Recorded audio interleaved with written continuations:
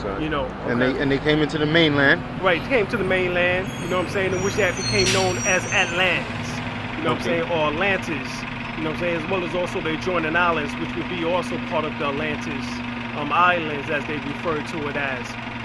We're talking about there was a landmass in which they actually connected those islands known as the West Indies, you know what I'm saying, together, and that also, just like Lemuria, was destroyed allegedly by volcanic activity and supposedly, you know, crystal activity, you know, advanced crystal activity. Speaking of which, and one last question, the radiation is spreading across the Pacific Ocean.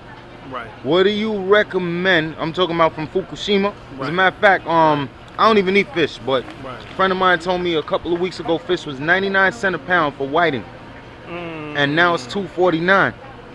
So I asked a supermarket owner, and he basically said that there's not a lot of fish left in the sea.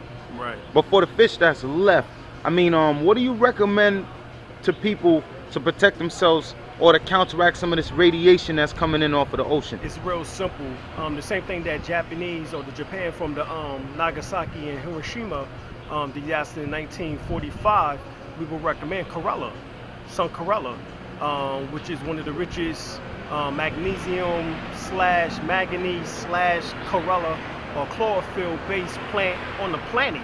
You know what I'm saying? That's bitter melon? No, this here is called chlorella, which is just straight ocean algae. Okay. You know what I'm saying? Okay.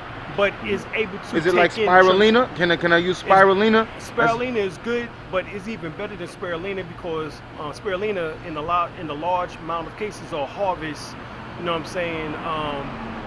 Man-made. You know what I'm saying? Harvest. You know, man-made. You know, wise. While chlorella is still sea-wise. You know what I'm saying? Okay. So I recommend chlorella. It's one of the best. Matter of fact, that's what the Japanese use in order to heal themselves from those 2 atomic or hydrogen bombs being dropped on them. Okay. So they're basically okay now, right? Because you don't see Japanese walking around with 2 heads or 4 arms, you know? Right. And we do know that in nature it mutates. A frog will mutate. Right. And especially with all of these pharmaceuticals going into the natural environment. But listen, man, I thank you for your time, brother. You know, I appreciate that. All right? Keep in touch on the internet, all right? Take care, sis. Peace and blessings, all right? Some man Patu. Hare Krishna.